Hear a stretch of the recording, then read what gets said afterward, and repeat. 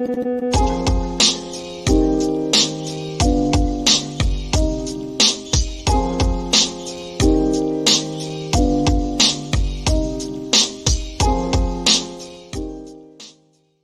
do believe there has been a coup and it's been taken over. And if I want to just put the date in my mind. And anybody could pick probably any date in the last 100 years. But I have picked November 22nd, 1963. What happened on that day? That was the day Kennedy was murdered by our government. Wow.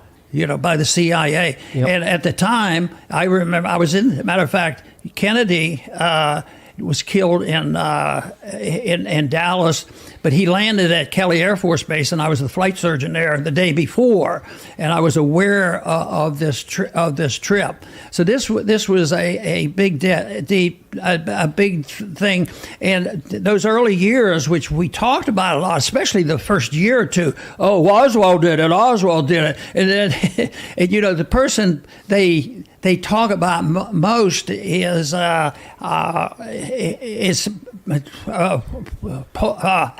Dulles as being the instigator of all this. And he, guess what? LBJ immediately said, we have to investigate this. The president has been assassinated. What? They never used the word coup. So he's been assassinated. So guess who he puts? There were 7 on the commission, and Dulles, Dulles was put on the committee to investigate it. So, but he was going to make sure they told the truth. It was a big farce, but that was a big day in history in my mind. I think we have a fan, Mark. Who? That guy who was just talking. That guy, the old geezer. Yeah, I saw that yesterday. Yeah, it's like, well, he's not completely off point there. Ron Paul. It's one of these things, like you always say, welcome aboard. Like Hunley's always like, welcome aboard. My theory is you're now almost dead. You're an inch away out of the grave. And this is very common in public life. He was in government. He said absolutely nothing. He was in private life. He said absolutely nothing. Like you said, Hunley, welcome aboard, better late than never, blah, blah, blah, blah, blah. But this is the pattern now. As you're about to leave the earth, you say what you should have been saying for 55 years. And it's my only resentment with what he was doing. But again, taking the Hunley adage, better late than ever. And he's probably watching the show now, the old Gumper. Oh, exactly. Next time, give us a shout out. Then we'll really accept the late, bit. Be like, and if you want to know more, check out America's Untold Stories. Well, everybody on Twitter is calling him out on it. So I guess there you go. If he has Twitter, he's got a son who's in government. Maybe his son could do something. I will give his son credit. His son was the only one who didn't roll over on the TikTok bill, which didn't have the words tick or talk or TikTok in the bill. Right. It was just a straight out modern day Patriot grab. Patriot Act, yeah. Yeah, sorry, Patriot Act grab. Now, for today's show, I want to put out early again. We've talked about this before. We get a lot of comments that come in and say, stop talking over each other, especially when we have somebody else hanging out with us. That's kind of we do it anyway. We do it anyway. Nobody hanging out. Well, exactly. We're gonna do it right now. We're gonna do it during the show. It's very much like a dinner conversation or bar conversation, and you have to fight for food and slide in, get edge in sideways. Mark has his bicycle bell with him, and not sure what's the bell about, Mark. Oh, the bell's about when you hear the bell, subscribe to the channel. This will be, after a while, it'll be subliminal, and you won't see the bell. You just hear it, and like Pavlov's dog, you'll begin to salivate and go and hit the bell like Pavlov's dog. Woof, woof, woof. So when you hear this, remember, subscribe to America's Untold Stories. Where are we now? We're like about 67,000 or something. I don't know. Let me go look. Right now I can see watching 187 on Rumble. So it's a murder there. I have too many tabs open. All right, don't worry about it. I mean, you know what? We're going to cross 68,000 today. Okay. If we get 12 more, folks, you can give us 12. 12. Look, 70 is obviously in the foreground, but in the foreground, we got to get to 100 so we can just have guests on, and the bell will indicate. Remember to subscribe when you hear the bell. Yes, we need more guests that we can interrupt. Right, especially on Freeform Friday, so we could all interrupt. Like I said to Eric before the show, think about Crossfire, think about Crosstalk. Those two shows made it the point of saying anything goes, which is what we kind of modeled this after originally. So yeah, and you were talking about Robert Altman. So what was the story? Yeah, no, that's what I said to Eric before the show. Robert Altman invented overlapping dialogue in film. He was fired by Paramount from the film he was working on for having overlapping dialogue. He said it sounded more like regular dialogue, and Paramount said if we wanted regular dialogue, we go out to a bar and record regular dialogue or something to that effect. So Robert Altman was fired by Paramount. He never deviated from overlapping dialogue, and now it's normal in film. So the sound editor used to have to cut segments of sound, and then there's dead space, next statement. And with the overlapping Altman dialogue in all his films, that became his signature. And he was almost driven out of Hollywood because of that invention. So if we overlap, we're innovators. Blame Robert Altman. No, we're innovators. We're YouTube. We're the YouTube innovate. We're the Robert Altmans of YouTube. Hey, your bell's working. Corey Anderson can't stop drilling on himself. Oh, wow. Very good, Corey. Very good. Way to respond. Exactly. Oh my goodness. So new feature. Okay, I've got a new member with Gene Harrell. Thank you very much, sir. And first super chat. I'll try to mix in some super chats today, since it's just the two of us. Bob Tranquilly. Just the two of us. What are your thoughts on Mae Brussel? And he loves the show. She's been dead a long time. She had a show, I think, late night show. I think it was on a PBS station or FM station up north, and she had files, and she covered the assassination. In like Sylvia Mager was on the woman's side, one of the first women to cover the JFK assassination. Very cool. Was she overall on track or off? Yeah, I think so. From what I remember, yeah, she just died too soon to follow up on it. I think she was older when she started. I don't know how old she was when she died, but she definitely died too soon. Wow, insane. Okay, so we got Ron Paul. God, I started to say Rand Paul. I'm already pushing the old man off. It's like, yeah, we moved on. We're on to Rand now. What else has gone down this week? We've got Budweiser losing a little bit of money. Yeah, it's kind of crazy because the woman who came up with that lives in New York in some $8 million apartment, has a husband and kids, and just decided that the brand was dying, even though sales figures indicated year by year increases of about 7% in sales. Maybe that's not what they projected or something, and maybe over the end of time it was dying, but to all of a sudden go completely Godzilla on it might have been the wrong move, to completely Bigfoot the entire brand like she did. Did you see the interview from March on that at least the clip of it where she was talking about that? Yeah. Oh yeah. But by the way, I pointed out something very interesting. She looks a lot like Dylan Mulvaney. There you go. She looks a lot like her. That's he's on his way to that, or right. His goal is to look somebody's like on the way. Chick. Yeah, that's his goal. How many people are in the chat, Eric? Do you see? Currently, we have 1,208 people on YouTube watching. Okay, we better pay attention. Okay, never mind. Let's pay attention. 42 on locals at the moment. What goes on locals? Well, those people have day jobs, I think. No, I mean, it's a specialized crowd, dude. It's private chat, right. Very select group. 320 on Rumble currently. Well, anyway, so the executives at Budweiser said they had no idea what this woman was doing, and she was on her own. They gave her free reign. She apparently created an entire woke division of Budweiser, and this was her project. Now, Oil of Olay is doing it too, I think. Mulvaney has picked up extra endorsements since that time. Everybody's got Nike. I mean, It's like they're all lining up. It's this hilarious. Everybody's scurrying. It's like, ooh, let's line up behind the weirdo. Yeah, it's really strange. I mean, but apparently they all talk, and they're all in this, BlackRock kind of situation where they're told what to do from outside forces. And I read about this rating system, this woke rating system that this group, I forgot the name of the group. I'll try to find it afterwards and post it on Locals. It's a group that shows up at these corporations at the end of the year, and they've got a checklist of things and points, like a social credit score for corporations, Eric. Mm-hmm. And they literally show up in your office of a major corporation to tell you how bad your score is. No, and, yeah. And by the way, right, that WEF is tied in with that, and right, okay, right. And it's backed up by China.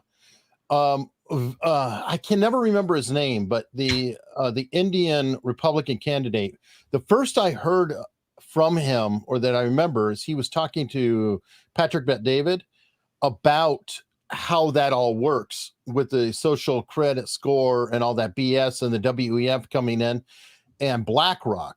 So he was talking about how Apple, they went to Apple and they were saying, hey, you need to get more woke. And Apple said, go F yourselves. And they said, hey, BlackRock owns a chunk of your ass. You need to get more woke. And Apple said, here we go. Thank you.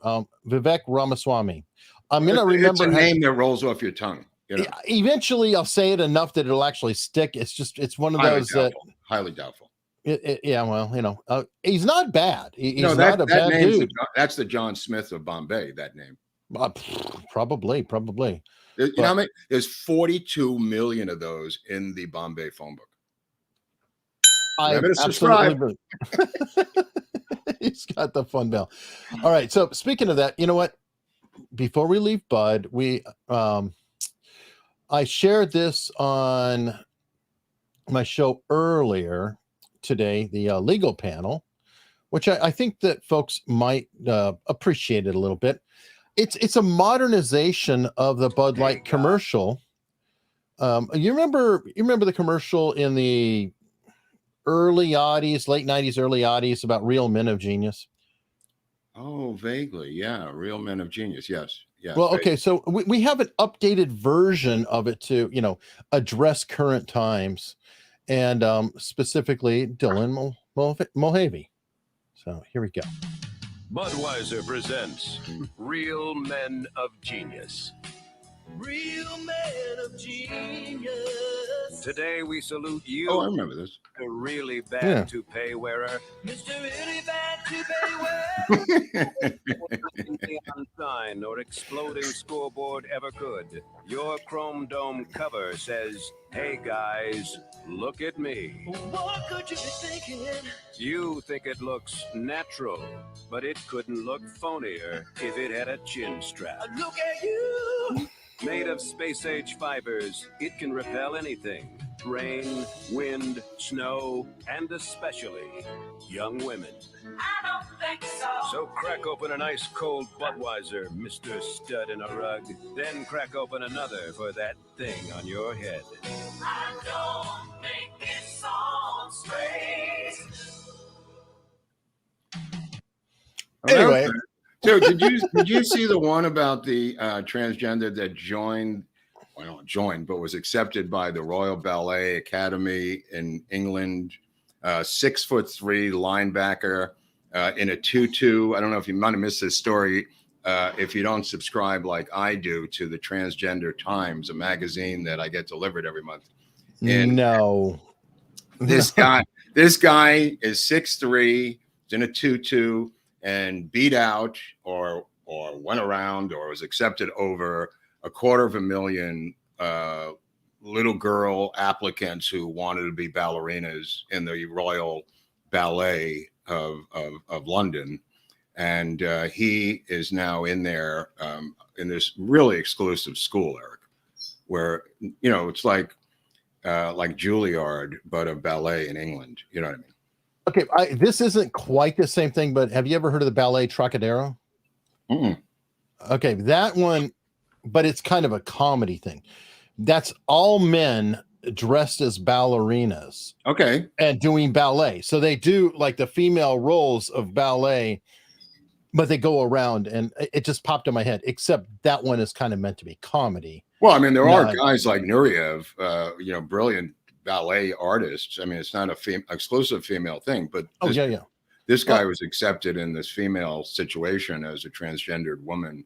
And there is a visual art to ballet. I mean, Sure. Their whole obsession with weight and movement, height and length. And so there's a video of him, which you may not have, jumping up and down in the ballet room, and the camera is shaking. The floor becomes like a trampoline, and the camera is going up and down, Eric, like the room became a trampoline from this guy. And wasn't Baryshnikov? Of course. Yeah. Okay. So I was going to say the male ballet, obviously. So, speaking of which, I was it me or remember Gregory Hines? Yeah, sure. I don't know that there's somebody who died young. Sorry for the sidetrack. Well, it was Hines, and Dad was the original trio. It goes back quite a few generations with the Hines family, and then it goes back even further to Bojangles and other cats who did Soft Shoe, and even Sammy Davis Jr. was great at it. That makes sense. Okay, that's starting to get back into your past a little bit. I don't know if you handled ballet, but you did like a lot of New York shows with Leguizamo. Yeah, are we going to do there a was show some on that? dance in that, or I don't know if we had any dance in that show. Well, he was very danceable or dance friendly. I mean, he was moving around in dance moves quite a bit during Mambo Mouth, which ran off Broadway at the Orpheum. So there was. Yeah, I want to say that, and I originally attempted to bring another group into New York who was Blue Man Group. I tried to put them on HBO, and they said we're never going to do television. And I said, it's not television, it's HBO. It didn't matter. They ended up in Vegas with to their credit, they ended up with like 10 different road companies, and they're usually successful, Blue Man Group. But there was also a group called Stomp. I don't know if people remember that. Yes. Yeah. The lighters. They had like the Zippo lighters going all the time. No. This was a group that did dance numbers with garbage cans and stuff. Right. The Zippo lighters were part of it. I just remember that Zippo lighters, but it ran at the same theater for a long time, the Orpheum, where I produced Mambo Mouth in New York. So Stomp was a big hit also. I remember they used a lot with trash cans, and they were almost like Roman gladiators in their moves. It was quite stunning what they did, Stomp. Well, it makes me think too of like Bucket Boy, with the 5-gallon buckets and lids in Vegas. Oh, right. They all kind of rolled out at a similar time. There were guys like that on every corner in New York. Young black kid. Oh, is this the guy? Yeah, somebody in my locals chat actually sent that in. The one on the right. The one on the right, when he jumps up and down, watch how the camera is shaking because the floor is shaking. Go ahead. Okay.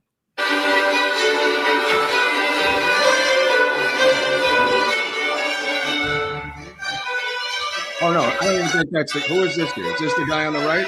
Yeah. Okay. Yeah, there it is. Yeah. There it is. That's what I was talking about.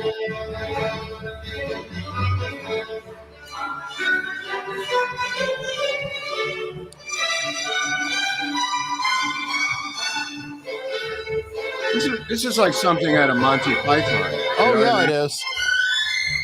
Didn't they, with crazy steps and crazy styles of walking that he's not actually doing it. That's what's so irritating. Right. It's like Monty Python's version of it.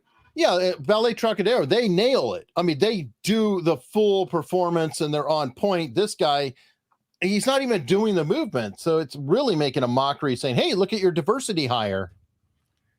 Like somebody pointed out, the whole thing may be a mockery. The whole thing may be some inside joke on their part to take down gender in general, Eric. From a postmodernist Marxist world, they're just like effing around, saying we're going to destroy gender, we're going to destroy roles, we're going to destroy the nuclear family, we're going to, this is all something that they have written about extensively. It's not a conspiracy theory. This has been written on their side for decades, and especially in France. Yeah, but by the way, I agree. The only one worse than this, though, is did you see the Finnish ice skater Olympian? I did not. Yeah, so they had a trans ice skater Olympian who came through and was even worse, fell down while doing it. And it's one thing if they're actually performing. Wow. Okay, you know what? We're getting who weeps trained for the Jamaican bobsled team. They look Right. like progressives now, way ahead of the curve. I know. I just realized that I'm getting trained because I'm like, well, at least Leah Thomas is performing and beating them. Now it's like, oh no, we're just going to put forth even sloppier and sloppier versions to where you're like, well, at least that one's doing it right. Okay, great. Is that the path to acceptability and mind control? Ugh.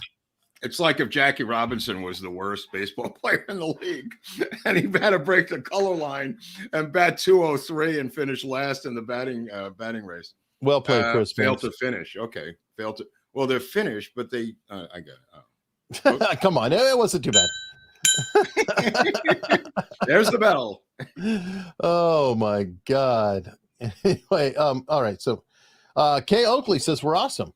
Thank you very much. That's a lot. I've read the reviews. It's not so awesome. Okay, so we had that story with Ron Paul, and he was on Tim Pool's show. Yeah, Tim cast. No, it looked like Tim was on the road because Paul was on Pool. I think Tim was in Texas, probably going to hook up with Alex Jones and Rogan and crew. Right. So anyway, Ron Paul's the only consistent. I will give Ron Paul credit that in 2008, he was at least a libertarian and trying. He never was viable. He kind of let in, I feel like, for Bernie to get even more traction later with the Democrats. I don't hear Bernie talking about the JFK assassination. He will the last week of his life. Maybe he'll be sitting there in the chair with a sweater. He'll be on Tim Pool at the end of his life talking about it was the darkest day. 19. Why don't you speak up? Tomfoolery. Yeah. Oh God. Yeah, but Bernie definitely sold out. I mean, that was the thing. Bernie had, by every account, even the press is saying, yeah, he kind of had it stolen from him. And he's like, I will fall behind you, Hillary. Okay. Oh yeah, that was kind of weird. But what about the guy who leaked the Ukrainian documents about the war? I did not follow that story. I saw they got arrested. Very unusual story. I mean, Greenwald was all over it, and Jimmy Dore was covering it even before the story broke as to who he was. Like the Roger Stone case, and you pointed out Roger Stone has his new channel or something. You mentioned. I saw Roger Stone is on Rumble because Barnes is on there. I guess is right. Okay. Yeah. So. Roger Stone had a CNN crew get to his house even before the police got there, right? Yeah, of course. In our G. Gordon Liddy story, I told a little segment where G. Gordon Liddy was about to raid Bard College, the school that I went to, on a drug raid. And to make sure he had coverage, he tipped off the media. So the media shows up an hour before Liddy does with the state police. And they set up cameras and tripods outside of the dormitories. So the kids, the students came out in their bathrobes and pajamas and said, what's going on? And they said, huge drug bust coming. Liddy's bringing in dogs and everything. And they went, oh, really? So everybody waited outside. And this was a very similar example, except nobody got busted because Liddy had tipped off the media and the media showed up early. Now the media seems to be tipped off and they show up just a couple of seconds or minutes, as the New York Times did in this particular case of the Ukrainian document leak. Didn't they show up also for Manafort and Giuliani? Oh, no, absolutely. Right on schedule. But this one here just absolutely reeks of setup. It's in Massachusetts. There was a guy in Massachusetts who recently received an honorary degree from the University of Massachusetts that I posted on Twitter. He received like the hat and the robe honorary degree from the University of Massachusetts, same state where this kid was arrested, 21 years old. And this guy's name was Daniel Ellsberg. So a guy who leaked the Pentagon Papers, which is one of their heroes, was feted as an honorary alumni of the University of Massachusetts, while this kid leaking the papers from the wrong war is now being charged under the Espionage Act of 1917. And pilloried by the mainstream press, who's celebrating his getting busted. It's like, it's gone from Ellsberg being a hero for the press to, oh, how dare you? How dare you, you freak. So Well, they actually, Glenn Greenwald takes it a little further. He said that Washington Post, New York Times actually hunted him down and turned over the information to the FBI. So they actually were the hunters of the whistleblower trying to blow a whistle on the war and expose the war for what it is. And they said, we're going to turn you over to the FBI, which is what they did. The FBI did not find this. They did. So, but they might have been hand-fed the information. I don't really know. But the point of the matter is Ellsberg did essentially the same thing on the left, and he is considered a hero. Now, not to denounce Ellsberg at all, because Ellsberg has denounced the treatment of Snowden. He's denounced the treatment of Julian Assange. And, yeah, he's consistent. The pipeline getting bombed is Ellsberg, wasn't it? Oh wait, no. that was Seymour Hersh. Oh, so Hersh. Sorry, well, yeah. I kind of mix them up. They were similar, right? But yeah. But anyway, so this kid who was in the National Guard. This is the weird thing. Now, all the information is just getting really fresh, so I haven't had a chance to really decipher it yet. But apparently, he worked in the 112th Military Intelligence Unit of the National Guard at a Massachusetts, Eric, and also recently retired out of the 112th Intelligence Unit. Was a guy who happens to be his stepfather. So, and I don't know the relationship of him and his stepfather. You know what I mean? Some are good, some are bad. You know, I don't know. And he said to his stepfather, I love you in court or whatever. Maybe his stepfather doesn't love him. You know, sometimes stepfathers don't love the stepchildren that much, Eric. It's not their seed. It's not their seed. But hey, while we're here celebrating, Pasha is trying to get in the spirit of your new thing. So instead of the Yiddish word of the day, he came up with today's blues hero. Oh, that's great. Look at that. What a flattering face that guy has. Well, you know what? Let's take a break now for subscriptions. There's the bell, but let's get into the blues heroes of the day. This is Jay Bird. Oh, you take that down for 1 second. Thank you. This is Jay Bird Coleman. He is Bert J. Bird Coleman, born in Gainesville, Alabama in 1896, began playing harmonica around 1908, setting in Bessemer in early 1920s. Between 1927 and 1930, made 11 albums, appearing in the unusual role of a harmonica player, accompanying his own vocals. That's rare. He was largely inactive after 1930, died in 1950. Of all recorded blues harmonica players, Coleman probably developed the richest tone. And I will second that notion. Today's blues hero of the day, Jay Bird Coleman. I think that not everybody completely understands how you work. No. I'm gonna bring up a chat, right? And I've already answered in the chat, but I'm gonna guess your response. But this is ANUCC. Keep ringing that damn bell, Mark, and I will. I forgot about the autistic people who I'm really apologizing. I just want to apologize. If this bell is a trigger to anyone who's on the spectrum, I just want to apologize in advance because I know that could be annoying. Yeah, as I just said to him, I said, you don't know him. That's going to make him do it more. No, I'm not going to abuse it. I'm not going to abuse it. That's for sure. You know, but the heroes of the blues are coming for you, the Spectrum people. So. Okay, so anyway, getting back to this kid who leaked the documents, the 21-year-old who was in a gamer type chat on this thing you're promoting now, Discord, Eric.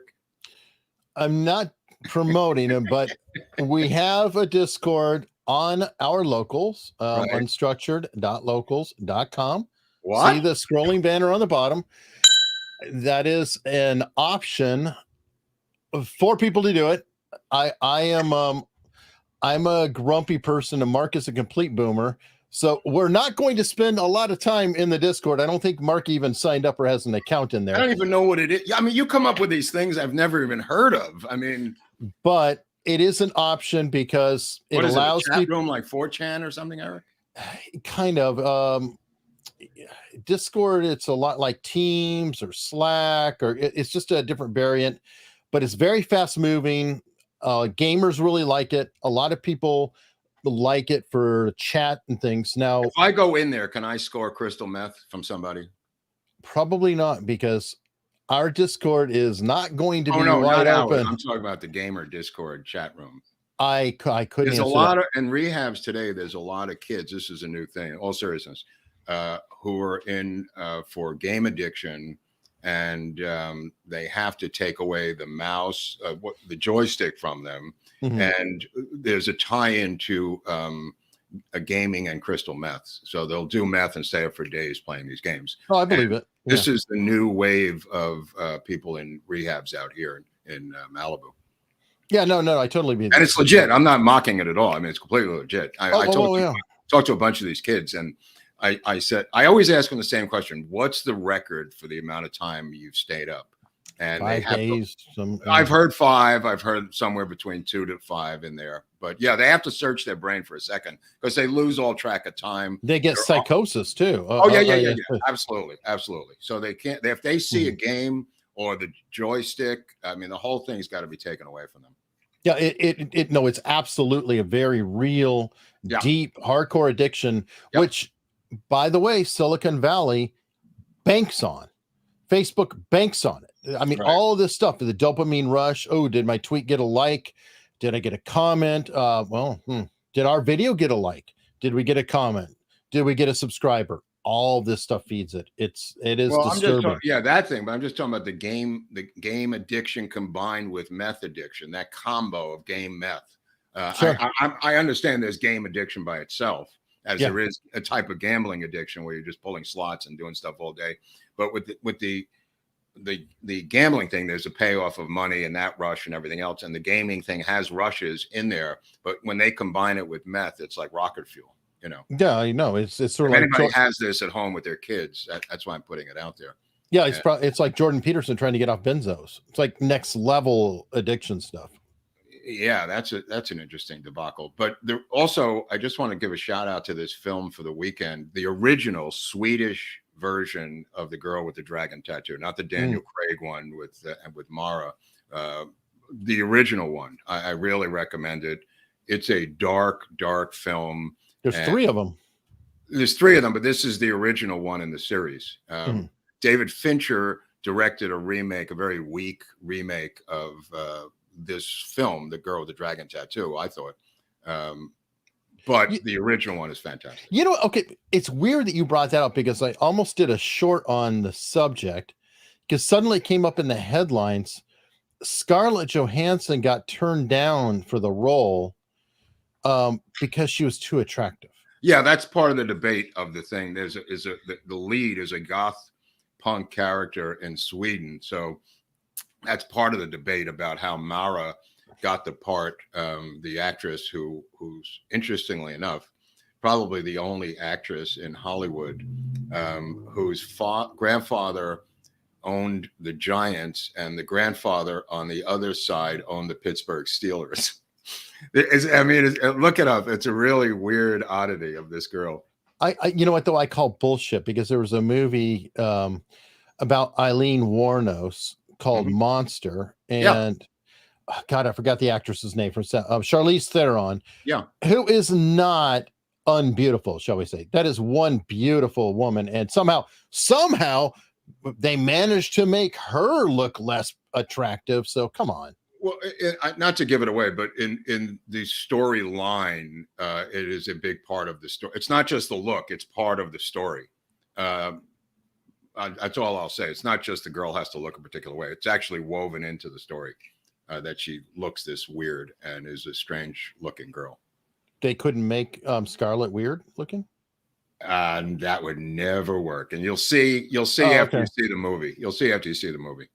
Okay, so I guess first of all, the studios do not even like to put a beard on a star, let alone put a Band-Aid on a woman's face or anything else. It's just a Hollywood tradition. You don't do anything with the star. If you look at Chinatown with Jack Nicholson, who gets his nose cut by Roman Polanski, they flipped out about this. They went berserk over this because he's got the bandage on his face for like a fifth of the movie healing. You know what I mean? And he was able to pull it off because it was Polanski and him combining to talk to the studio. But they do not like female or male stars to be disfigured. They want the beauty of the star, Eric. Let me just put it that way. They want the beauty of the star. They don't mind what happens to other characters in the film. They can have their heads chopped off for all they care. But you'll notice in films, and this is for people at home, when there is some gunshot wound or some disfiguring of a star in a film, they heal super quick. Oh, no, I noticed that. You know, okay, there's another Hollywood thing that somebody pointed out a long time ago. They never close doors.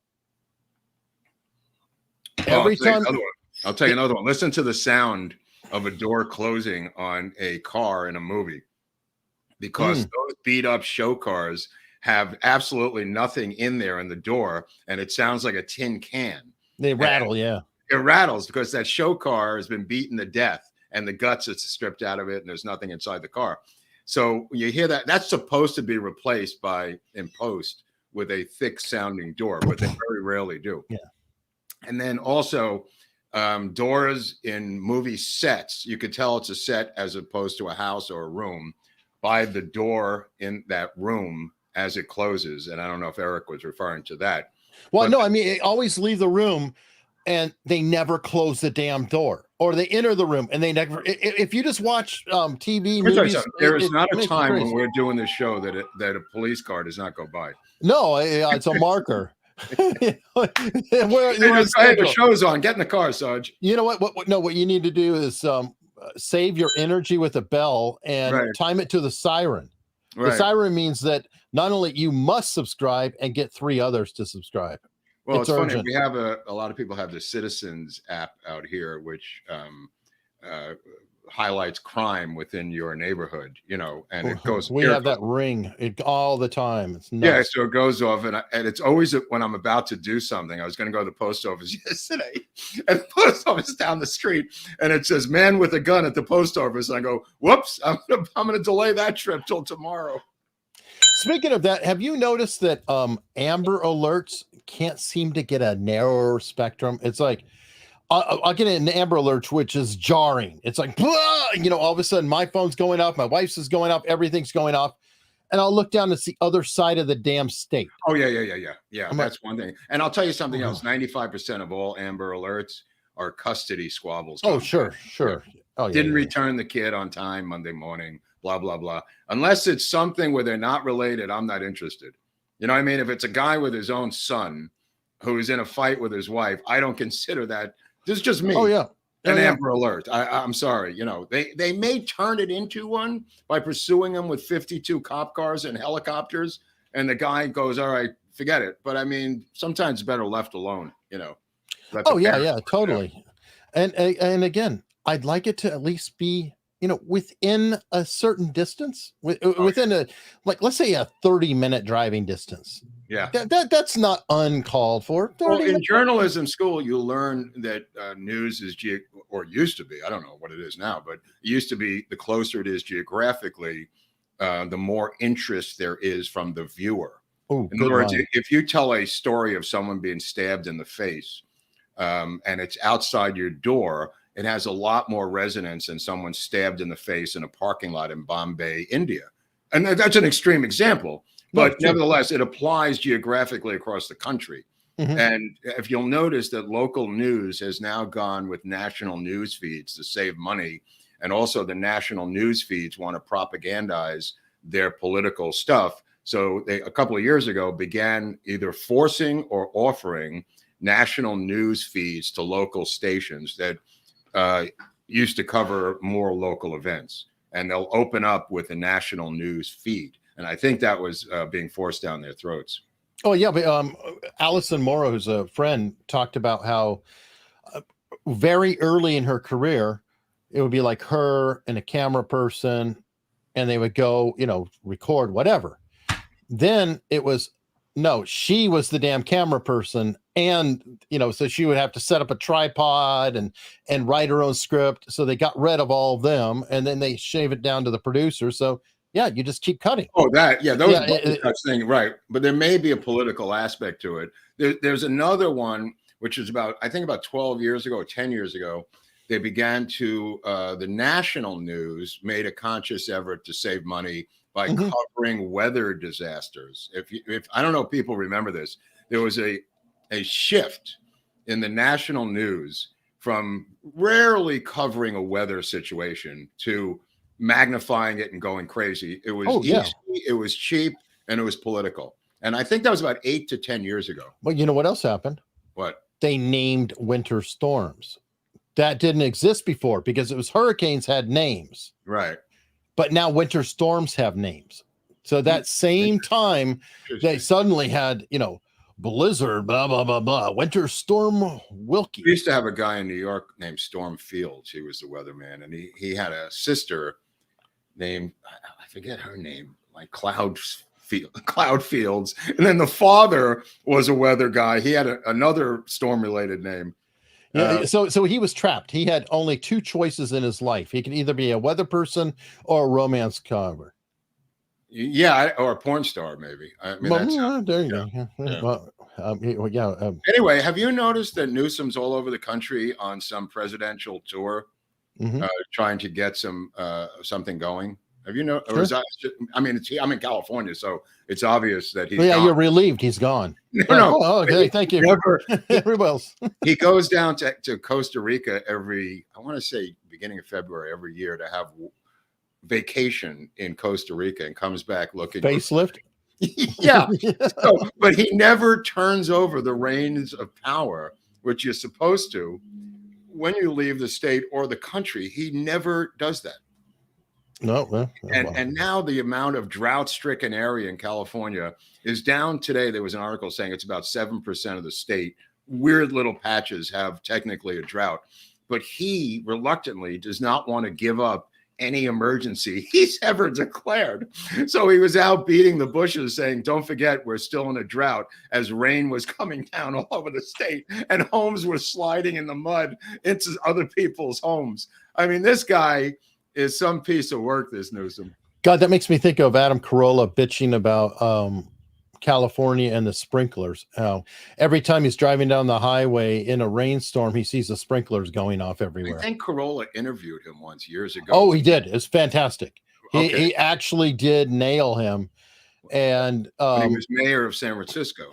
No. I think he was, it was assistant governor. He was not governor. No, wasn't he assistant deputy? What do you call the second? Lieutenant governor. It could have been lieutenant governor. It was when he was lieutenant governor.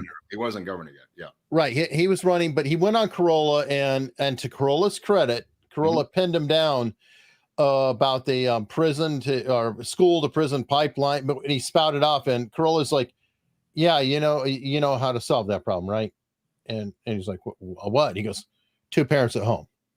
And Gavin Newsom's like, "Oh no, it's much more complex than that." Carolla's like, "No, it's not. It's really simple." And you know how he has that biting tone in his voice. It was fabulous interview. It really, really was. And he pinned him down and ran him in circles. It didn't take much. For some reason, Newsom didn't come back. Well, he's back now, and he was in South Carolina trying to, like everybody does in South Carolina, you develop a Southern African-American accent that even... Yeah, you need hot sauce in your purse. And even AOC, who's a Puerto Rican, was talking like Ebonics, apparently, when she was in South Carolina. Something when you cross the border in South Carolina, you have to start talking with this urban black patois.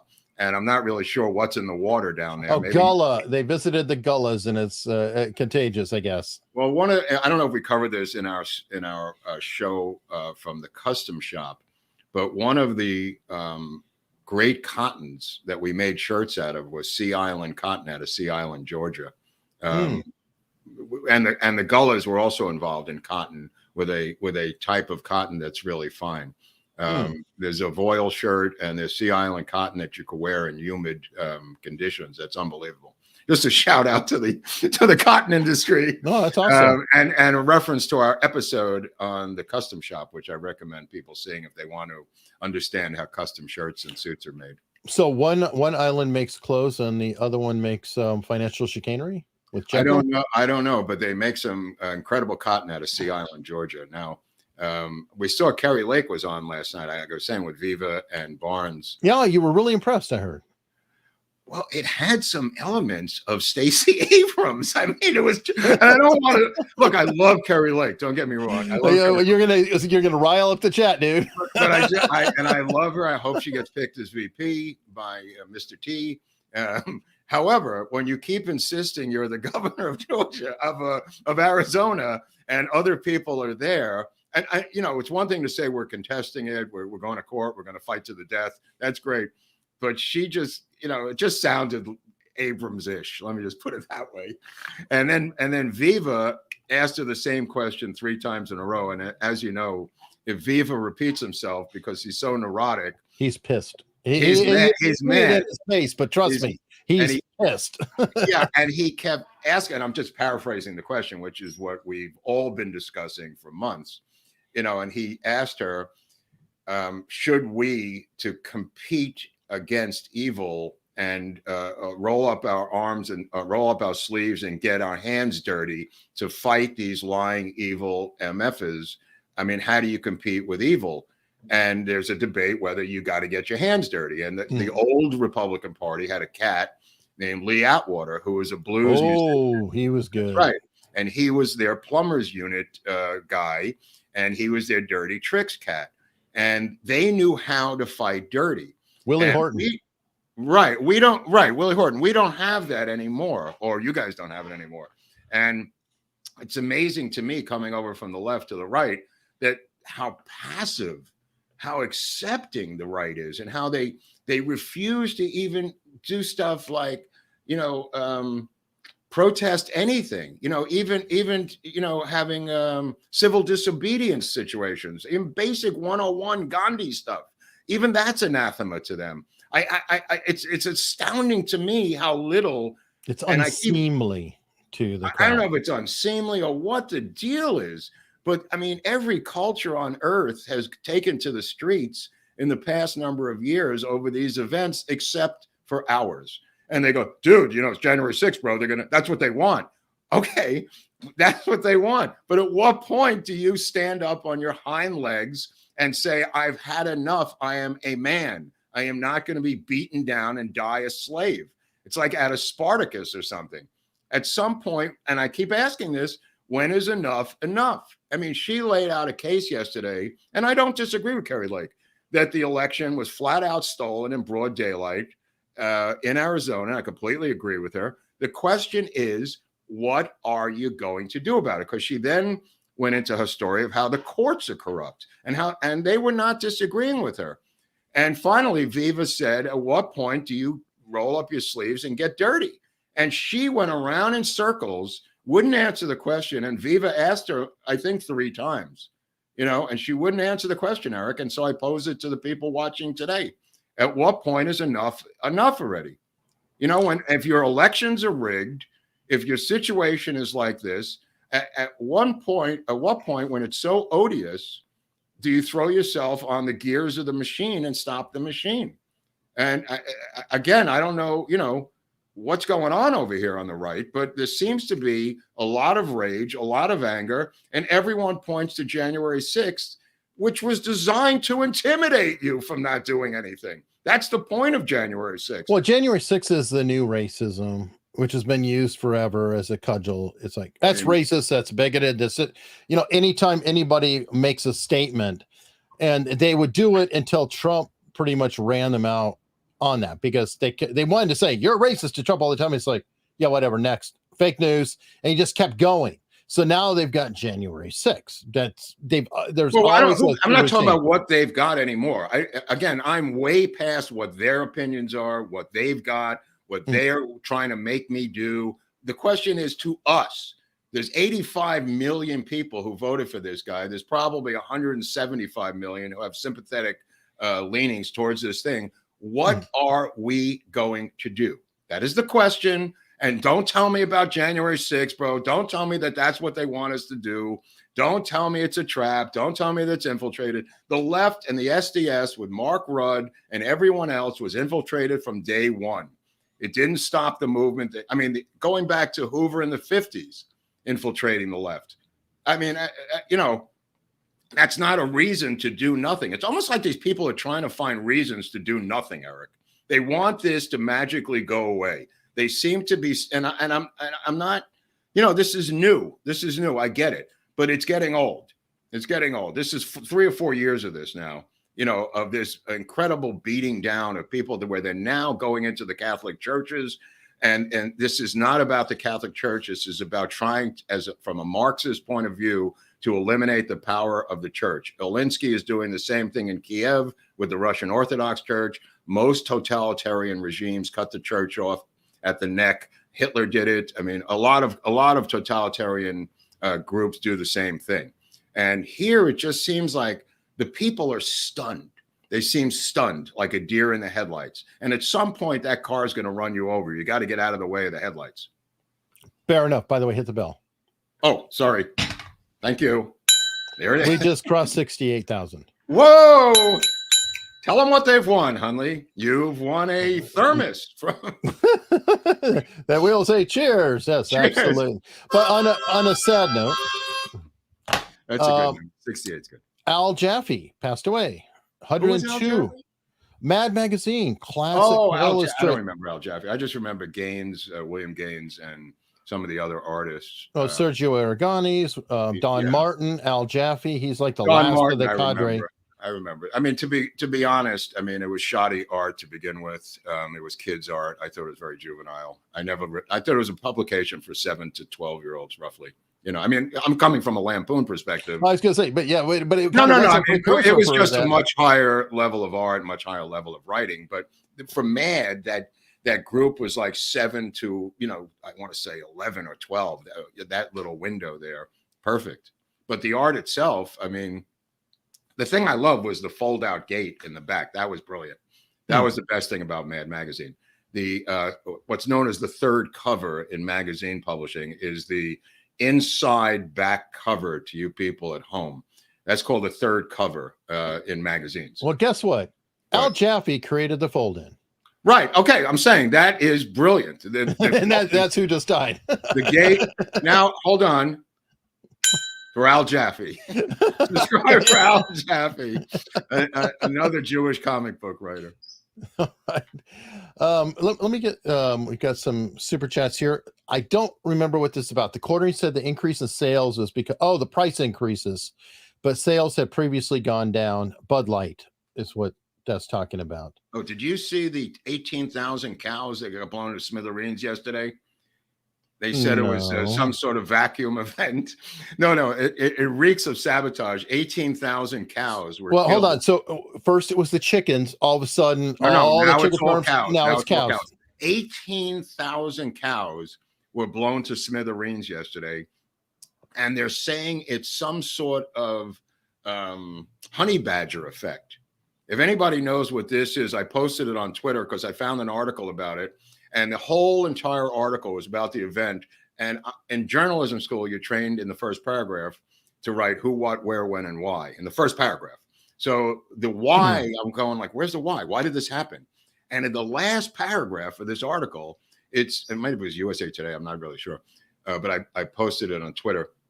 They said clearly this was a honey badger effect where gases built up from methane and blew the cows to smithereens. 18,000 dead cows. And I'm supposed to think this happens every day. Now, I'm not clearly it's like the football. I'm not in the cattle business. But I don't remember 18,000 head of cattle getting burnt to death in some sort of, towering inferno in the middle of Iowa. It was the chickens, right? First, it was the eggs. It was the chickens. The fish, and it reeks and smells of some sort of domestic sabotage. Yeah, it does. I mean, that's right. I'm just putting that out there, folks. Or just having the worst run of agricultural luck in history. Suddenly, luck, really bad luck. It's probably climate change. It was the methane gas from the cows themselves that killed the cows. Wow. It was their actual methane gas that somebody ignited who was smoking a cigarette around the 18,000. He walked into the 18,000 head of cattle and they said, don't do it. Like in the movie, The Birds, the Alfred Hitchcock movie, the guy lights a cigarette at the gas station and the whole gas station goes up in flames and they're inside the cafe banging on the window going. All right, I've got some local tips. Okay. Let's go through those. And this first one's long. Question for Mark. As you may know, the next president, John Fetterman, is coming back to the Senate next week.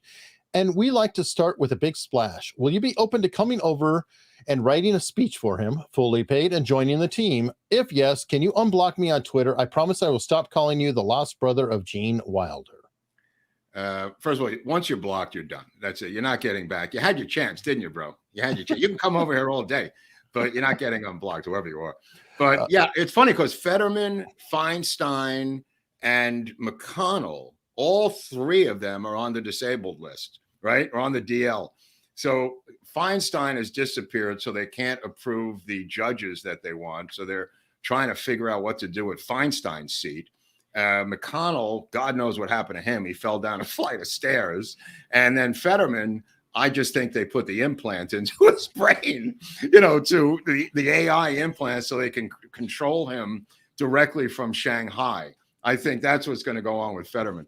Fetterman's going to be, watch how Fetterman's diet begins to go Asian themed from here on in when he eats at the commissary inside of the Capitol building.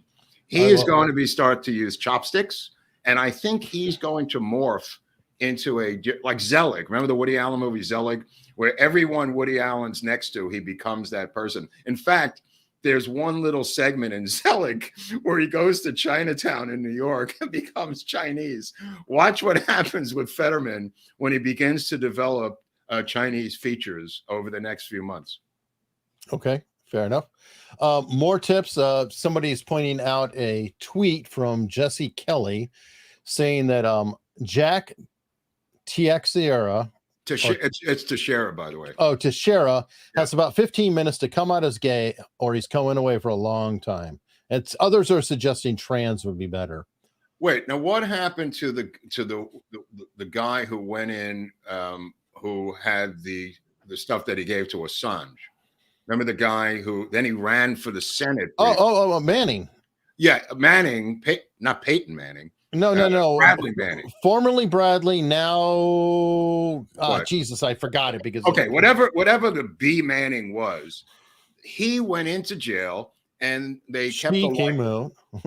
and a woman came out, but he went in there and they kept the lights on, 24/7. He was tortured psychologically, physically tortured by the definition of torture by the Geneva Convention. Chelsea Manning, right? Comes out as a woman and then runs or makes an attempt to run for the Senate on the Democratic Party line, ends up on a rooftop about to commit self-deletion.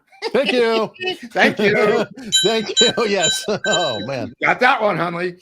And is pulled back from the ledge at the last minute, disappears from public life forever.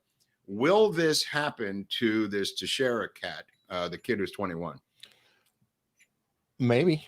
I don't know. He was a great ball player named Mark Teixeira for the Yankees. So no wonder you know it. Okay. The only reason I know how to pronounce that name is I've talked to him at games and we've talked some baseball before. All right. Wells Mortensen sent a tip. Hold on. I'm starting to bounce through your microphone. Hold on. Really? Step back. All right, there we go. Did you see the headphones that Ron Paul was wearing, by the way, on Tim Pool? I didn't pay attention. The largest set of headphones on the smallest human head.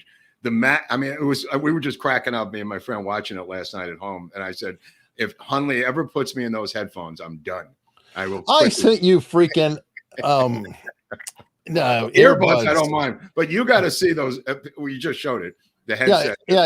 You probably. Well, it makes me think of.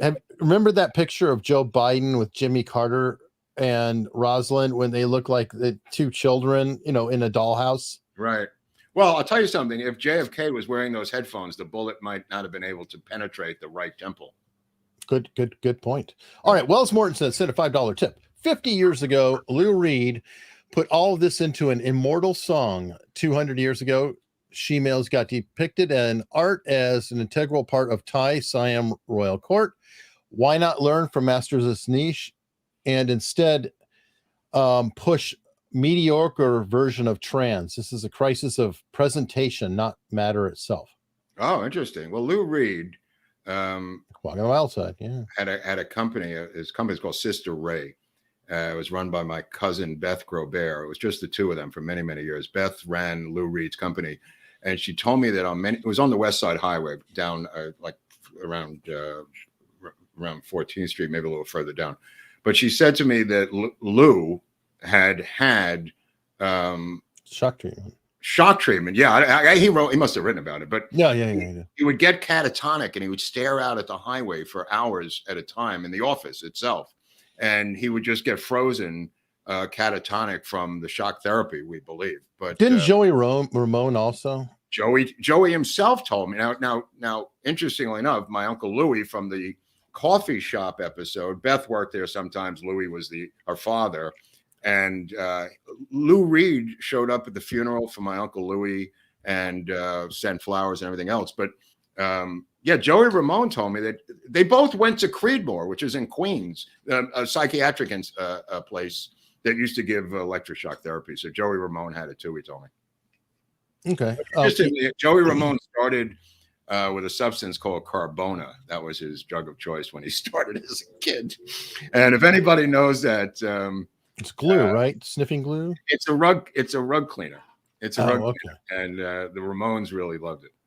Well, and now we've moved. They have a song called Carbona, Not Glue. If my mind is anything left in my mind. And now we've moved to computer dusters because we're high tech. Yes, it's so funny because sometimes they'll take the kids from the rehab and they'll take them out to go shopping, and you got to keep an eye on them because they'll go right into Office Depot and get those dusters and take it back to the rehab and begin blowing their brains out with the dust spray. Yeah, that brother who died late last year, I forgot his name. He's tied to one of the boy bands, but he's the brother of another guy in the boy band. But he was like huffing that at the very end. It's really Inuit kids up in Alaska, local kids who wear those heavy duty green snorkel jackets with the fur hood. You know what I mean? They kind of look like Cartman or something from South Park. And underneath the green Parker is a 55-gallon bag, hefty bag with nothing in it. I mean, it's just the empty garbage bag, but it's the big one. And at the very bottom of the bag is a couple of ounces of gasoline. And they just take the top of the bag and put it up to their mouth, and they're huffing all day. And they'll go into the parking lot at Home Depot and they'll steal some gas out of people's cars to get to the bottom of the trash bag. And most of them are huffers up there in Alaska because there's not much difficult drug trafficking scenario up there, as you can imagine. And chat's bailing me out. Aaron Carter. Okay. And he was really deep. Yeah. They used to have a thing called Rush, which was and another one called Locker Room, which were both inhalants that they sold in head shops back in the 80s, but they were mostly considered gay drugs. Let me put it that way.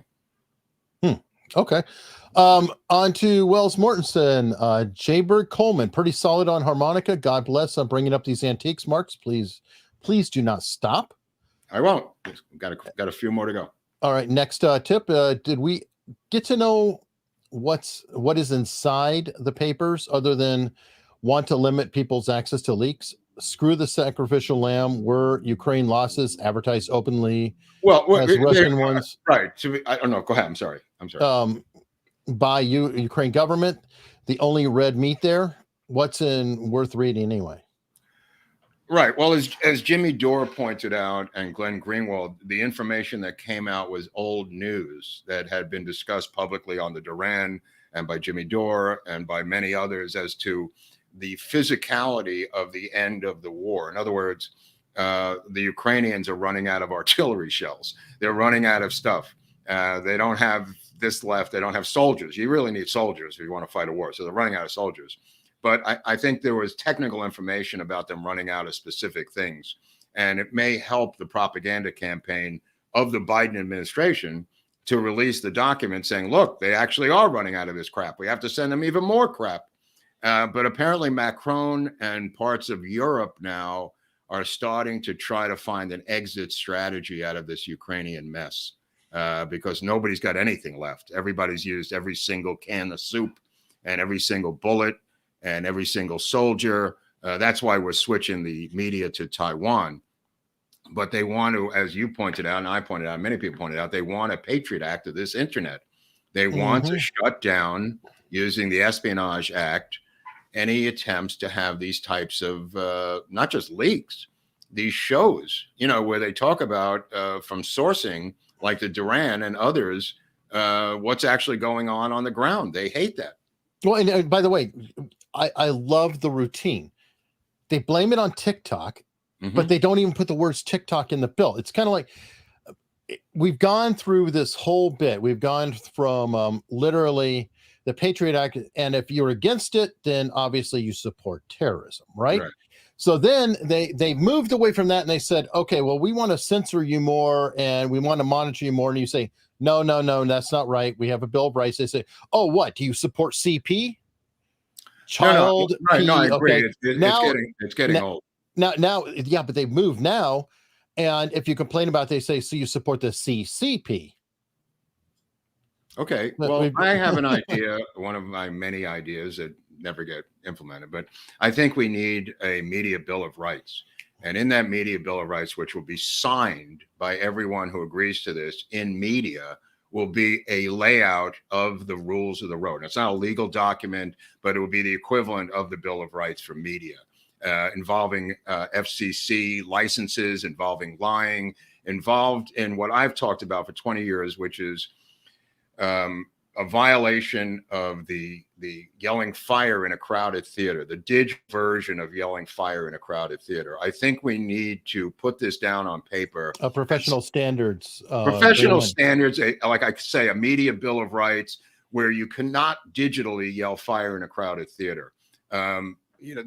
This whole thing about, what you're describing, that if you criticize this, you're that, there's untruths about the war, all of these different things, these Gulf of Tonkin phony incidents that have been contrived to bring us into wars. We need rules for this media. They remember famously, Dean Baguette at the New York Times said the rules of journalism have changed because there's a new president back in the day. They single-handedly changed the rules of journalism. They made it public. What I'm suggesting is the opposite. Putting rules of journalism back into place and rules for media about if you're lying, you have to be drummed out of this thing. Also, part of that media bill of rights would include people with security contracts and clearances coming out of the Pentagon and going on CNN within 2 days, having James Clapper types being on MSNBC immediately after they've gotten their clearances. Their security clearances, they take it with them to negotiate a contract for $3.5 million to be. How about we shut down the think tanks? Because that's the other one too. Well, I don't know about shutting anything down. I'm just trying to delineate on paper a series of rules that are agreed upon by people who would sign this document. Like the 87, how many CIA intelligence operators? I was 20. Signed the document about the Hunter Biden laptop, Eric. Yeah, something like that. It's like 27 or 21, 21, 27. I thought it was in the 20s, I thought. I don't know. It doesn't matter. Too many. They're all lying. Who cares? Right. Okay. But there's got to be some payback on this stuff. There's got to be, and we can hash out the details of what you do in the aftermath of this. There has to be some retribution committee or some sort of resolution committee to deal with these things, but it's got to be put in writing. Chat saying 51. So I heard 51. Yeah, I heard it was 51. But okay, what I'm saying is there are plenty of righteous people, the Matt Taibbi types, the Glenn Greenwald types, who would sign this particular media bill of rights. I'm just trying to come up with ideas, people. I know you're all saying that'll never work because Jimmy Jack Carmen, Okay, that doesn't help. I'm trying to come up with ideas that we can wrap our minds around and do something instead of sitting here waiting to be slaughtered like cattle in Ohio because you had too much gas. So, I came up with this idea of Occupy Big Tech, right there a couple of years ago, and people looked at me like I was crazy. Just going up and silently in a social protest, sitting at the gates of Big Tech, whether it's, you know what we need to do? I hate to say it. Subscribe. Well, besides that, I mean, that's a given. Well, I don't even have to say it. The bell just triggers. we need to study the Scientologists and follow their example with the IRS. With big tech, with media. I mean, literally infiltrate and destroy. I think keep in mind, one thing about Scientology is they're neither left or right. They do not delineate from party to party who you should vote for. They are straight down the middle in terms of their political leanings. There's never anything in there about left or right, but there is on how to fight back. And you hit on something very important there. Anyway, yes, and thank you. On that note, Wells Mortensen again.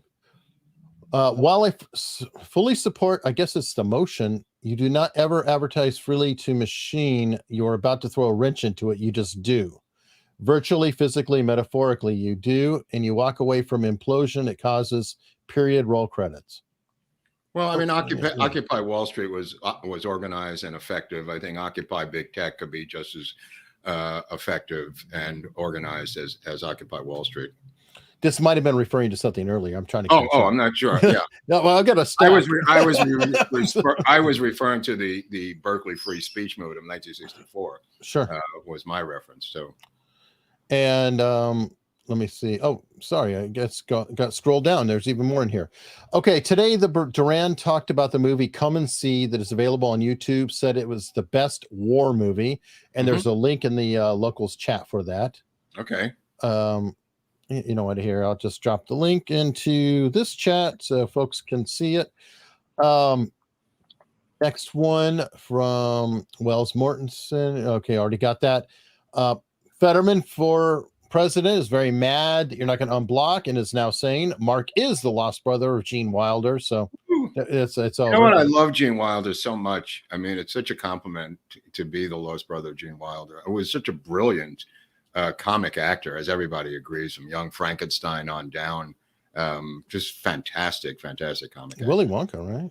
Yeah, Willy Wonka. Yeah. That was my favorite. I mean, that, by the way, I like Johnny Depp, but he destroyed Gene Wilder's performance. I mean, Gene Wilder was brilliant in Charlie and the Chocolate Factory. Yeah. And Johnny Depp was just like this weird. Well, he doesn't really have a comic bone in his body. I mean, that's not his thing, you know. I mean, yeah, it's just like, okay, how do I become Edward Scissorhands owns a chocolate factory? It didn't. Dude, have you seen this show on MTV where they sell? They go to it's called The Most Expensivest. No, it's got some black rapper as a host, 2 Chainz, and he goes and finds the most expensive weed. They had one with Sarah Silverman with the world's most expensive weed, and a guy named Cushman, who was the weed dealer or weed grower.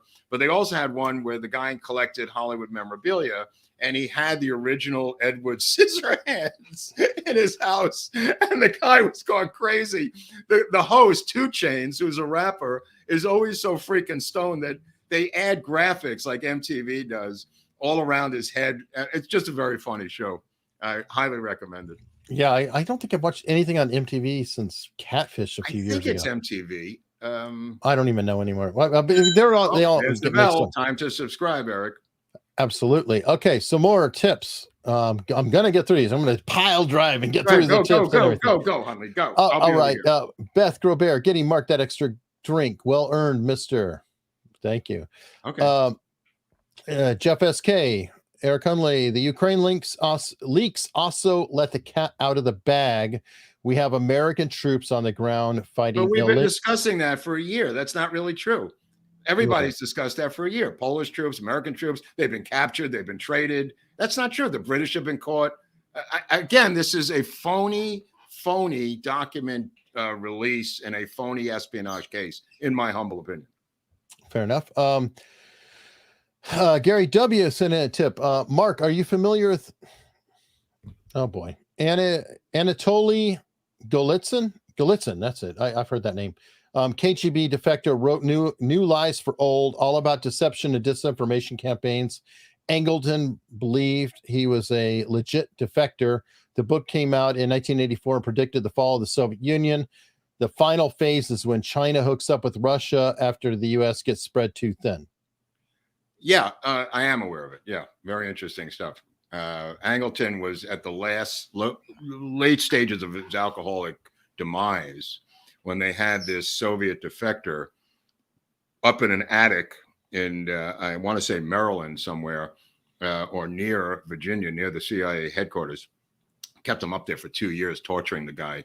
They thought he was the mole within the CIA. And it turns out that Angleton was just paranoid at that point and deranged. And the guy was a legitimate defector. No, we had a mole in the CIA. That Right, but this wasn't the guy. This was one of ours. Yeah. And it was not Hansen, who was the FBI. It was Aldrich. Aldrich James. Aldrich James, yeah. That was the one, I think. Wells Mortensen, weird question for both. In this atmosphere, would either of you author an article for an independent news outlet, or is it too risky now? Hypothetical, I know, still interested in room temperature reading. I'm too lazy to write. Too busy. It would have to be the right publication. I mean, the last job I got fired from was covering the Dodgers as a sports writer. And that was for a newspaper. So yeah, and you managed to get too controversial even in that. Even that it's baseball. I mean, the owner was having an affair. I wrote about the affair of the owner, and that was the end of me. You know. Bye-bye. Okay. Lundpix sent a 19.6 tip. That's a new one. So I guess 1960. Thanks for speaking the truth to us. You are the most entertaining professors I ever have. Peace to you both. You know these angel numbers? Did anybody know this? Like 1144. I mean, did people know this? I mean, somebody, female friend hit me to this stuff yesterday. There are angel numbers out there, just for the people who know at home. I'm just putting it back out there for you. 1133, 1144. And I don't mean from. Yeah, I think I've heard of it, but I don't know anything. Yeah, there's some kind of numerology thing involved with these angel numbers. Something to think about over the weekend. Okay. Jonathan G94. Yeah, good point. Isn't Jack Sparrow a comedic character? I would argue it's a cartoon character. Yeah, it's a cartoon. It's like, you know, it was so cartoonish that him and Keith Richards were exactly the same. Yeah, he used Keith Richards and I'm sorry. Weren't they in the same scene one time or one of the? Well, they were, but he based the character on Keith Richards and Pepe Le Pew combined. Well, but he was a great character, sure, but it's just not the same thing. Wells Mortensen, Mark mentioning Hollywood memorabilia. Am I to trust autographs on the net, or do you have a tip on serious company delivering them? Got walls that needs some starlit shots. I don't know. I was talking. This was not autograph stuff. These were like things from movies. You know what I mean? Like maybe the motorcycle from The Great Escape. You know, Steve McQueen. I mean, that stuff is checkable. You know, a friend of mine, Kenny Wayne Shepherd, the blues guitar player, bought the car from the Dukes of Hazzard, the orange muscle car. One of them. Right. And he said this is one of 5 or whatever. And they told him, you know, and he had the Confederate flag on the roof, and it still was up there when I saw him with the car. It's been a couple of years since I saw the car, but but they said General Lee. The General Lee. Yeah, he owns a General Lee, but he's not under the impression that this is the only General Lee from the show. You know, obviously they must have had 3 or 4 or 5 of them, you know, and he bought one of them. Yeah, no, it makes sense. Okay, we've got a Rumble rant. Author Aviv. Soon after the last election, I was trying to book a hotel in Russia, and they were blocked on all the booking and travel sites. Almost like it was planned way in advance. Well, I mean, this goes, how far back does this conflict with Russia go?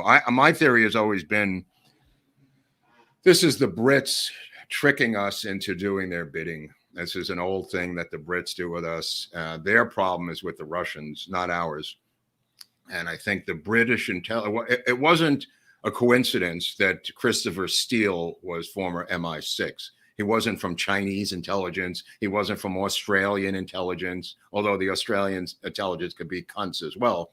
And I'm using that in the British version of CUNT.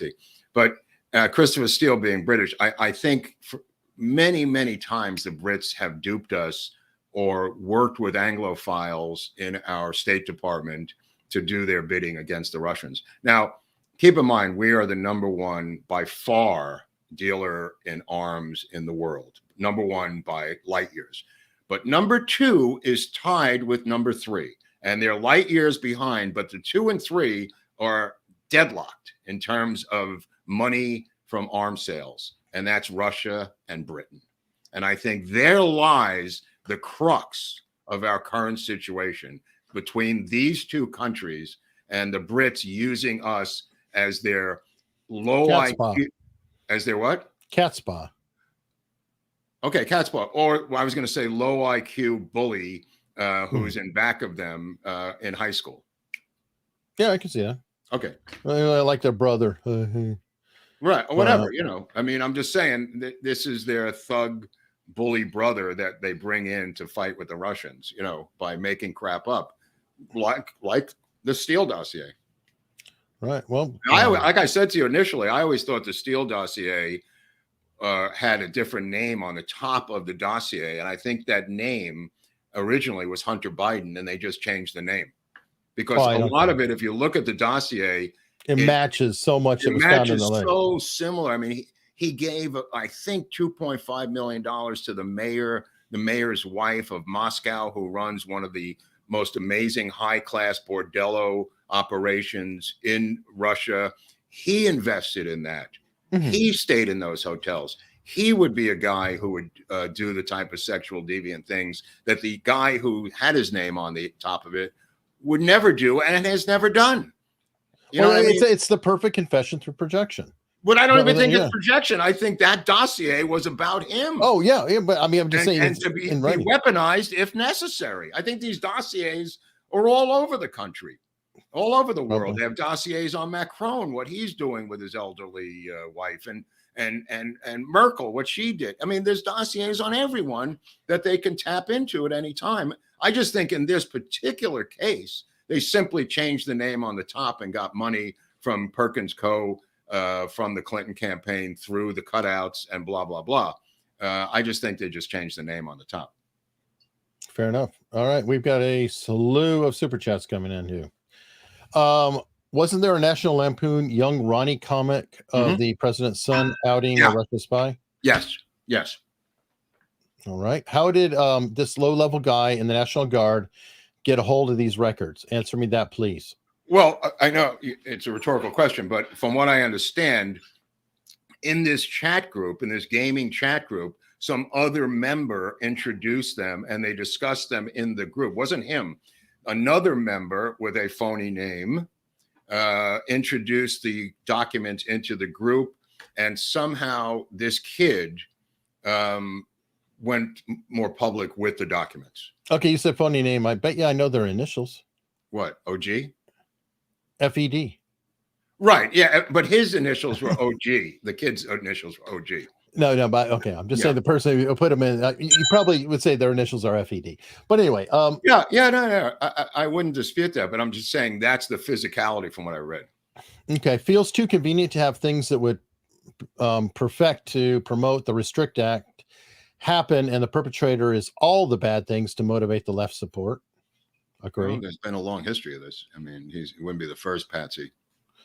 What happens if some of those U.S. and NATO troops illegally in Ukraine, as per these documents, get captured or killed in Ukraine? WW3. Well, I think they've already been captured and killed in Ukraine. So we visited this in Crimea. We visited this in some of the other battles where they've captured Brits. They've captured all different nationalities.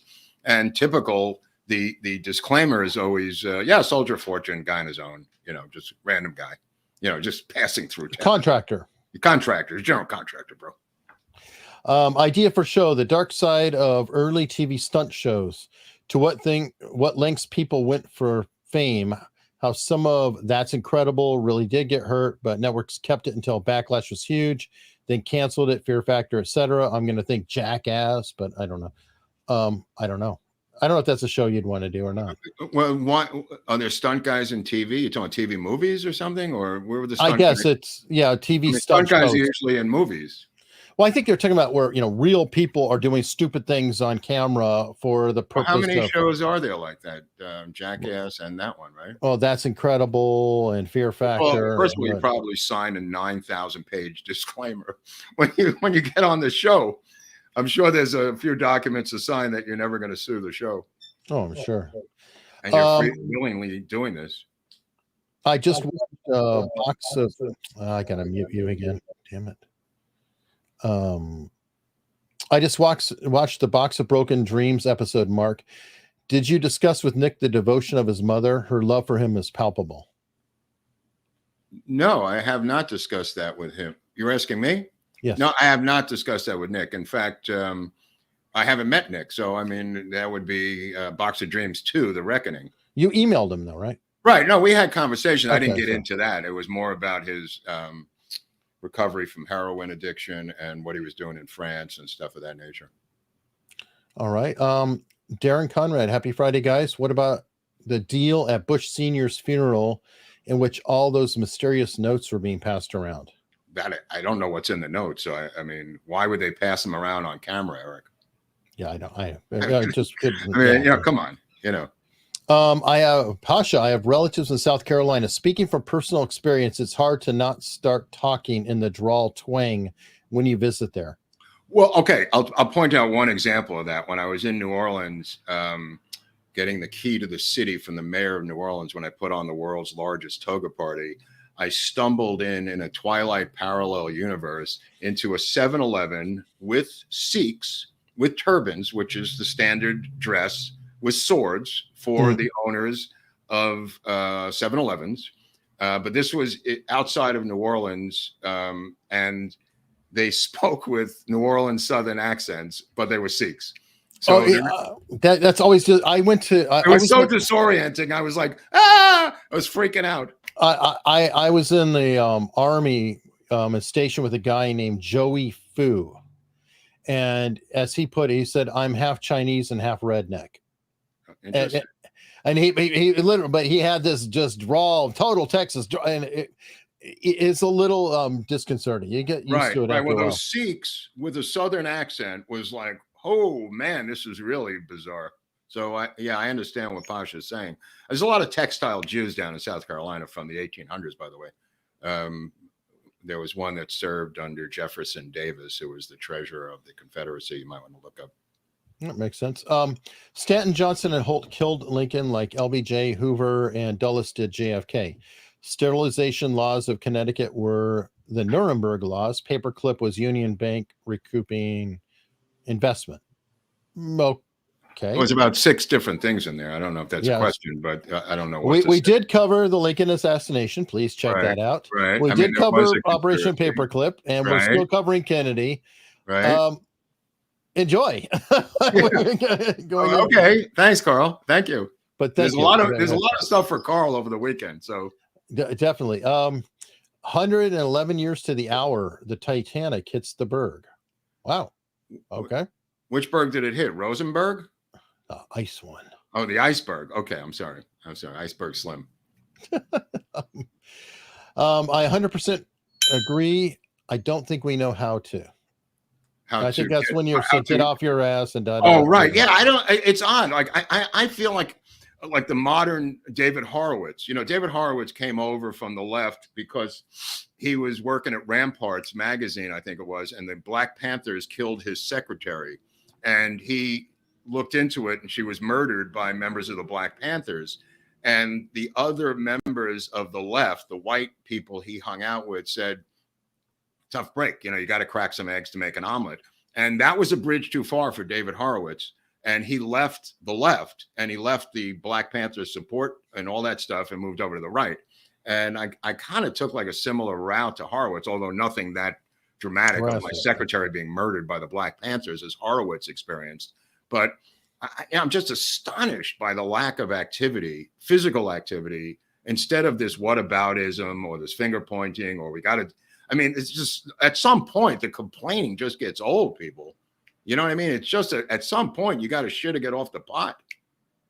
I agree. $13.99 super sticker from Sassy. Thank you. Sassy. Linda Walker coming in hot.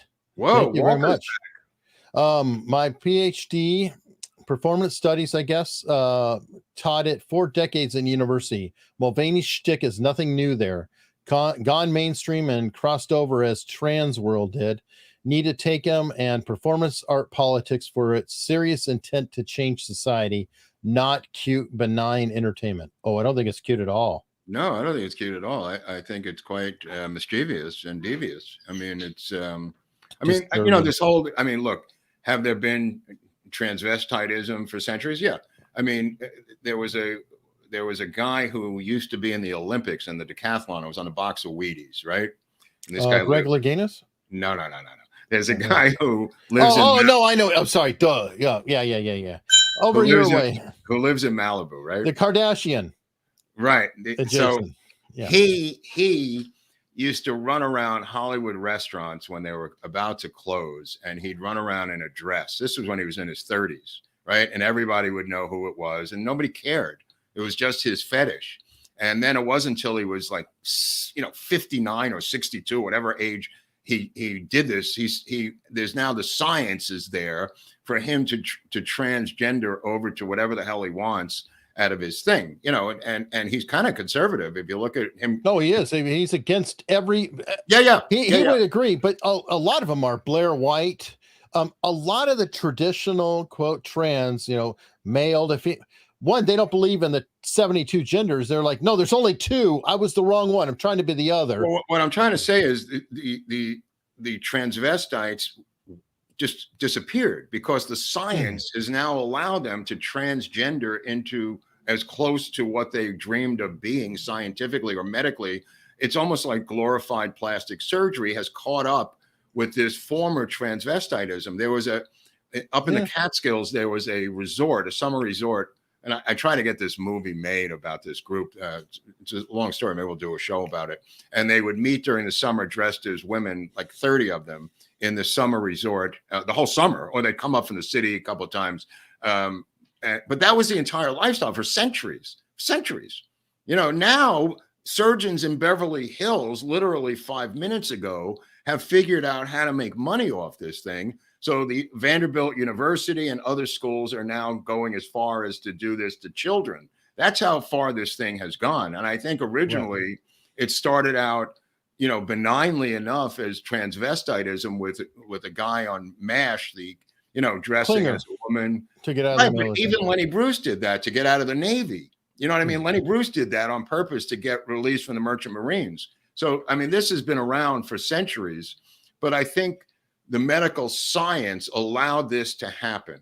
And to say this is a traditional thing is not really true. This is very new.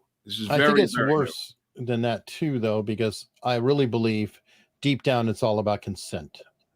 And they're trying to get it to where children can consent to things. Well, that's the dark side, and where it's going. It's going to take a few more lawsuits by the people who are transitioning back against the medical community to put an end to this thing. Because once those disgruntled trans people who are going back, the detransitioners, Eric, is that what they're called? Yes. Once they have standing, let me put it that way, and it's not latches or whatever, Viva and Barnes talk about, and they get these lawsuits settled. I think you're going to see a real cooling off in the medical community because they're not going to want to take the chance of their medical insurance going up. Well, yeah, but this has been around for a while. It used to be that somebody to become trans had to be on a waiting list. They had to see a psychiatrist for like 2 or 3 years. I mean, it was They went through some serious hell to get approved. Well, I don't know if it's hell. I mean, they had to work at it. I mean, it wasn't just instant. They had to really spend time, effort. Medical, psychiatrists. There was a lot involved. They didn't. It's gotten so much. I just want to point out, if I don't like sugar frosted flakes, it's not bigotry. Fair enough. Not everything is bigotry, folks. Agreed. From the Declaration of Independence, all experience hath shown that mankind are more disposed to suffer, while evils are sufferable, than to right themselves by abolishing the forms to which they are accustomed. Okay. Okay. James Richardson with a super sticker. Thank you. Thank you, Richardson. Sousa Vaughn. I guess I'm saying that right. Many think January 6th is bad for the right, but I think it represents an opportunity.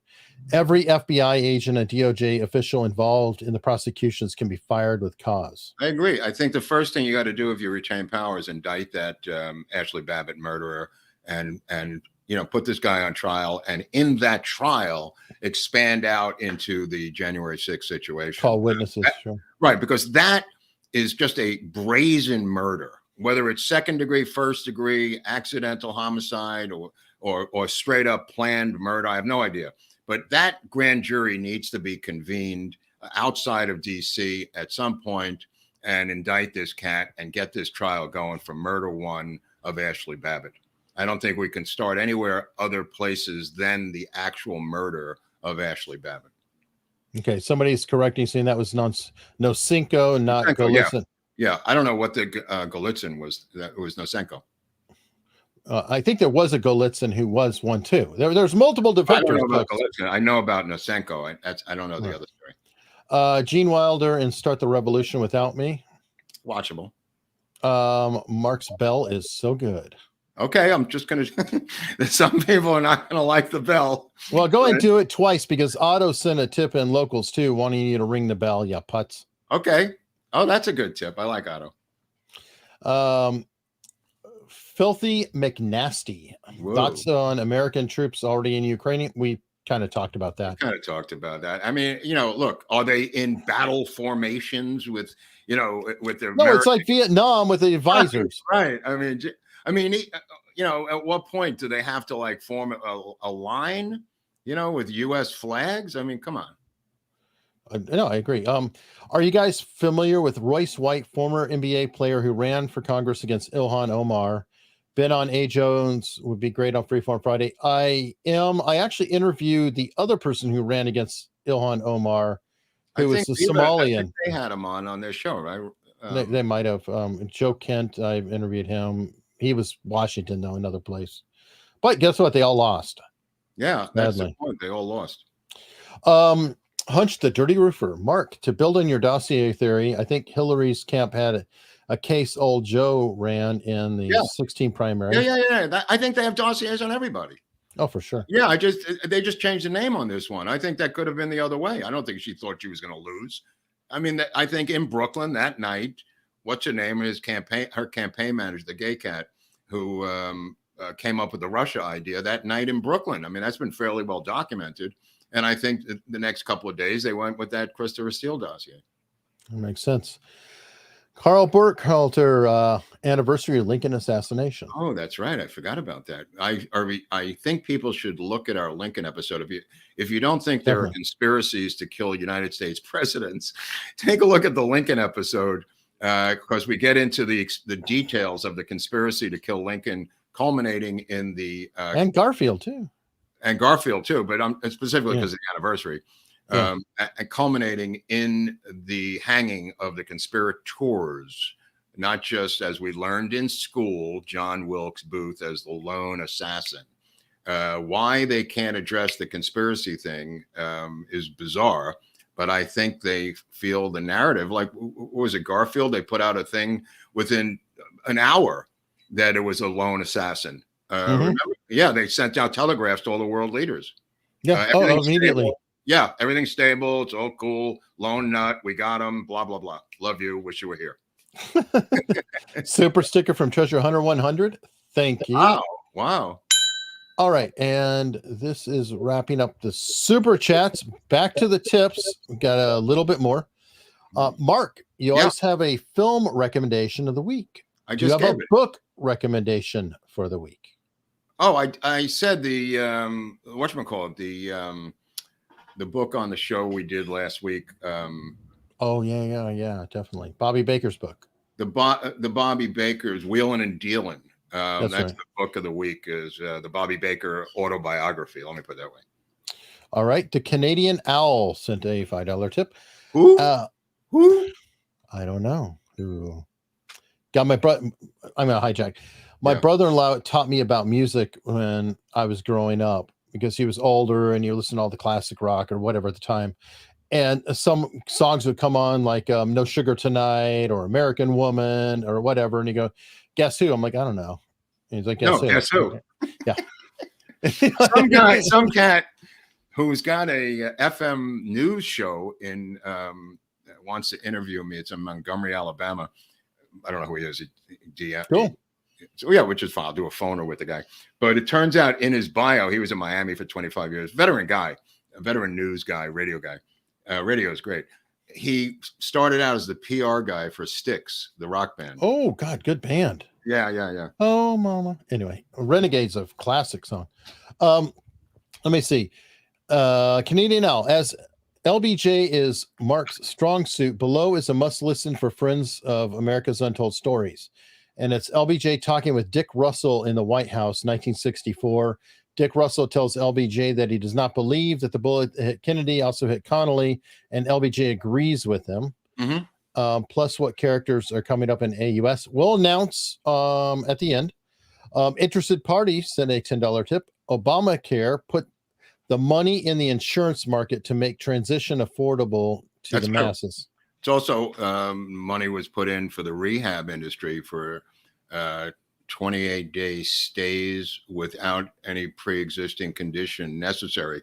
So it allowed a 28-day stay in a rehab until and as often as you wanted until the age of 26. So it developed this subculture of kids from the age of 18 to 26 who lived around the country and know each other from luxury rehabs because of Obamacare. And a bunch of them would just take money on the side and kick back money from the rehabs. By the way, to circle back to Chelsea had hers paid for as well while in prison. Had her rehab paid, her transition paid for, or interesting. We paid for that. We paid for that. So congratulations, you're in on your investment. So somebody asked about what's coming next.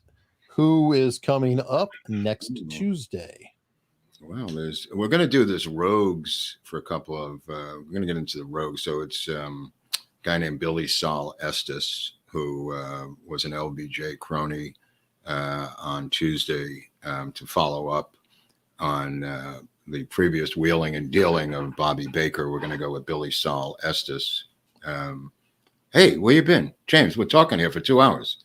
I know. Have some respect. No, we're going to do Billy Sol Estes on Tuesday.